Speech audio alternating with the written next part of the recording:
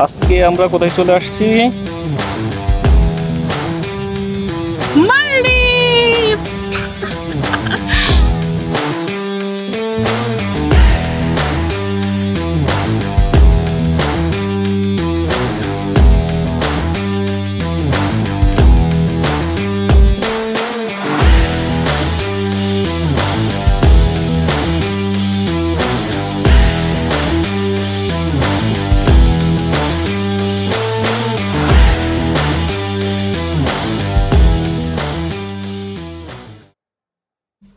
অবশেষে শুরু হয়ে গেল আমাদের মালদ্বীপের যাত্রা।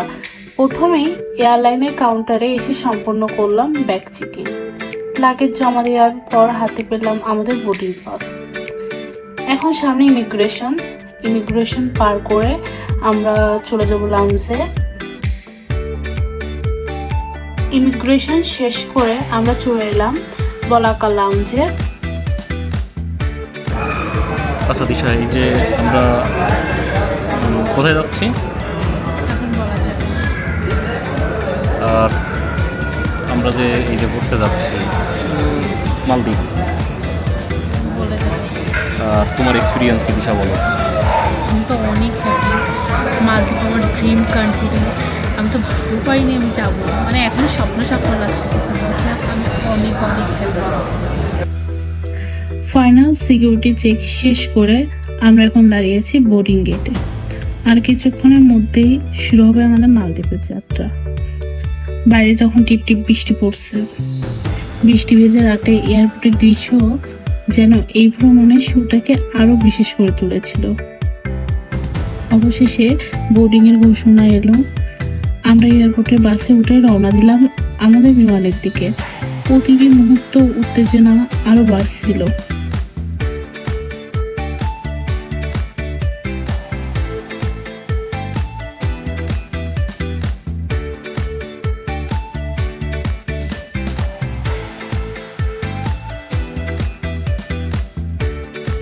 অবশেষে আমরা বিমানে উঠে নিজেদের সিটে বসে পড়লাম। মহান সৃষ্টিকর্তার উপর ভরসা রেখে আশা করছি নিরাপদে এবং সুন্দরভাবে আমাদের গন্তব্যে আমরা পৌঁছে যাব।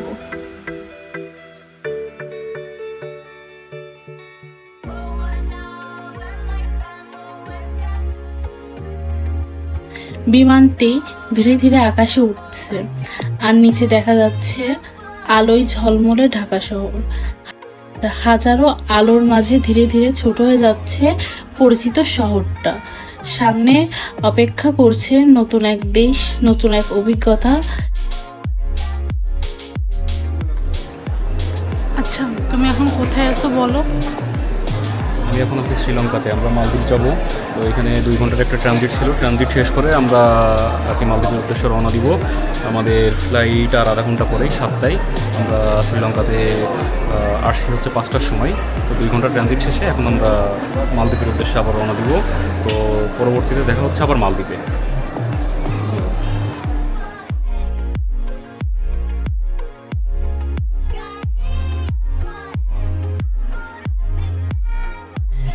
কয়েক ঘন্টা যাত্রার পর জানালার বাইরে ধরা দিল এক অসাধারণ দৃশ্য। গভীর নীল ভারত মহাসাগরের মাঝে ছড়িয়ে ছিটিয়ে থাকা ছোট্ট ছোট্ট দ্বীপ, চারপাশে ফিরোজা রঙের লেগুন। উপর থেকে দেখে মনে হচ্ছে যেন প্রকৃতি নিজের হাতে একটি ছবি এঁকেছে। মালদ্বীপে রয়েছে প্রায় 1190টি প্রবল দ্বীপ, যা 26টি অ্যাটলে বিভক্ত। স্বচ্ছ নীল পানি আর অসাধারণ প্রকৃতি সৌন্দর্যের জন্য এই দেশকে বিশ্বের অন্যতম সেরা ট্রাভেলের ডেস্টিনেশন বলা হয়।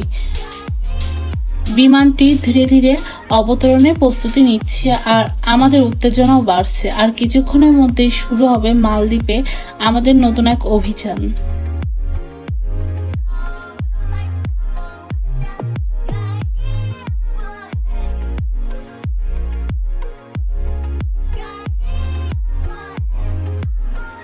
আমরা ইমিগ্রেশন শেষ করে চলে আসলাম লাগেজ বেল্টের কাছে।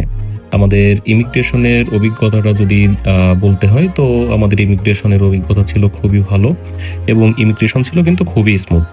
মালদ্বীপ ইমিগ্রেশনে শুধুমাত্র আমাদের হোটেল বুকিংগুলো দেখতে চেয়েছিল, এবং বাংলাদেশ ইমিগ্রেশনের তারা কোনো প্রশ্নই করে নাই, এবং আমাদের ইমিগ্রেশন ওভারঅল ছিল খুবই স্মুথ, কোনো সমস্যা হয়নি। তো আমরা ইমিগ্রেশন শেষ করে আমাদের ব্যাগগুলো কালেক্ট করে নিলাম। আমরা এয়ারপোর্ট থেকে সিম নিয়েছিলাম, যেটা ট্যুরিস্ট সিম। সিমের প্রাইস পড়েছিল $40। এখানে দুইটা প্যাকেজ ছিল, একটা $40, একটা $50। $40 সাথে 20 GB ডাটা থাকবে, $50 সাথে 100 GB ডাটা থাকবে। আমরা $40 প্যাকেজটা নিয়েছিলাম 10 দিনের জন্য। আমরা গিয়েছিলাম বিশ্বকাপের ভেতরে। বিশ্বকাপের সময় দেখতেই পাচ্ছেন এয়ারপোর্টটা কিন্তু খুবই সাজানো, সকল দেশের পতাকা দিয়ে এয়ারপোর্টটা সাজানো হয়েছে, যেটা দেখতে আসলে খুবই অসাধারণ লাগছে। তো এটা কিন্তু দেখতে খুবই সুন্দর লাগছে, এবং সাথে প্লেয়ারদের যে নাম্বারটা, জার্সি নাম্বার সহ কিন্তু দেয়ালে দেয়া আছে। জিনিসটা আমার কাছে কিন্তু খুবই ভালো লেগেছে। টোটাল এয়ারপোর্টটা খুবই কালারফুল লাগছিল, যেটার জন্যে আমরা চলে যাচ্ছি টার্মিনাল 2-এ। তো টার্মিনাল 2-এ কিন্তু সকল হোটেলের যে বুথ আছে, সেই হোটেলের বুথে গেলে আপনাদেরকে রিসিভ করবে। তো আমরা চলে যাচ্ছিলাম, আমাদের হোটেল ছিল টার্কিশ রেসিডেন্স। আমরা আমাদের হোটেল বুথে চলে যাচ্ছিলাম, সেখান থেকে আমাদেরকে রিসিভ করার জন্য তারা অপেক্ষায় ছিল। আমরা এখন হোটেলের গাড়িতে করে আমরা চলে যাব আমাদের হোটেলে। পিক আপ এবং ড্রপ যেটা আসলে হোটেলের সাথেই ছিল।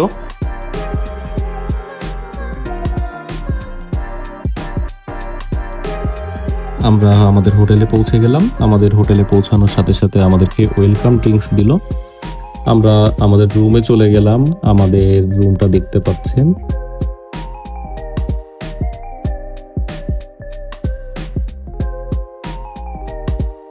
কোনো ব্যালকনি নাই, এবং এটা কিন্তু কোনো সি ভিউ রুম না, এবং রুমের ভাড়া পড়েছিল $53 আশেপাশে। তো আমরা 2 দিন এই হোটেলে ছিলাম, আমাদের $106 আশেপাশে আমাদের রুমের ভাড়া পড়েছিল, আমরা যেটা কিন্তু বাংলাদেশ থেকেই বুক করে চলে এসেছিলাম। মালদ্বীপের কিন্তু ম্যাক্সিমাম হোটেলে পেস্ট এবং ব্রাশ দেওয়া হয় না, তো এটা কিন্তু আসার সময় সাথে নিয়ে আসবেন। এনভায়রনমেন্ট ফি, যেটা হচ্ছে পার পারসন $6 করে আপনাকে হোটেলে পেমেন্ট করতে হবে। এটা কিন্তু এনভায়রনমেন্ট ফি, এটা আপনি যে হোটেলেই থাকেন না কেন, অনেক সময় এটা হোটেলের সাথে ইনক্লুডেড থাকে বা এক্সক্লুডেড থাকে। এটা কিন্তু পার পারসন $6 করে আপনাকে পেমেন্ট দিতে হবে।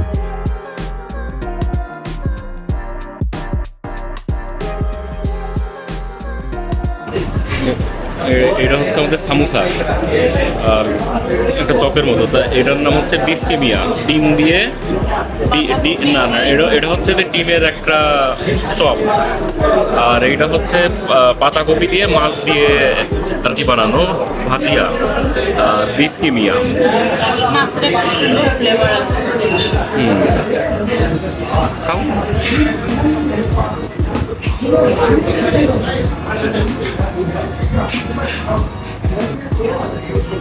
কেমন?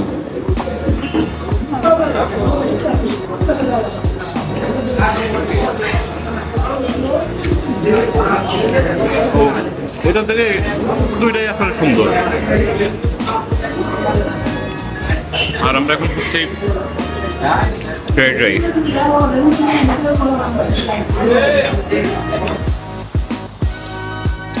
এখন আমরা সমুদ্র পাড়ে হেঁটে যাচ্ছি, নীল জল। যাক, আমার শখ ছিল এই নীল জল দেখার, দেখছি আমার অনেক ভালো লাগছে। আপনারাও দেখেন, দেখো দেখো সবাইকে নীল জল। অবশেষে আমরা মালদ্বীপ। আমরা বর্তমানে হলুমালেতে আছি। এইখানে আমরা 2 দিন স্টে করব, এরপরে চলে যাব প্রাইভেট আইল্যান্ডে। তো সেই ফুটেজগুলো আপনারা দেখতে পাবেন। আর এর ভিতরে যদি আমরা কোনো অ্যাক্টিভিটি করি, সেটাও আপনাদের সাথে তো শেয়ার করবই।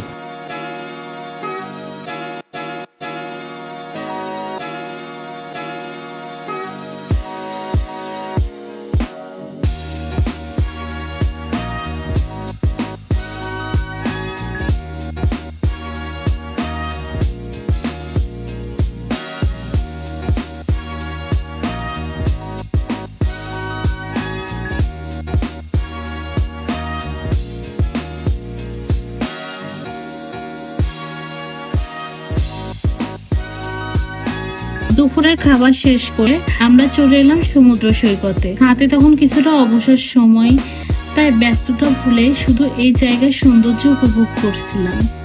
নীল সমুদ্র, হালকা বাতাস আর চারপাশের শান্ত পরিবেশ, সব মিলিয়ে মুহূর্তটা ছিল সত্যি অসাধারণ।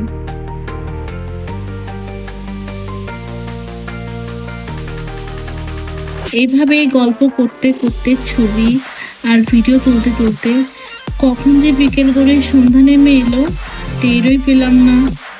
মালদ্বীপে এই শান্ত বিকেলটা আমাদের ভ্রমণের অন্যতম সুন্দর একটি স্মৃতি হয়ে থাকবে।